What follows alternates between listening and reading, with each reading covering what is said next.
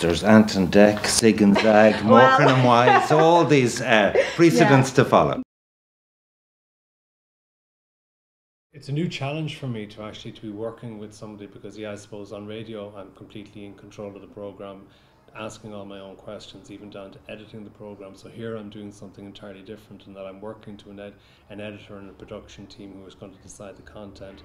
I'm going to be working with Ivan in what will be very, very interesting and professionally going to be very challenging, I think, to actually make sure that we actually do it properly. But fortunately, Ivan has had the experience of doing a two-hander previously, so I'll hopefully learn from that as well as to how he does that.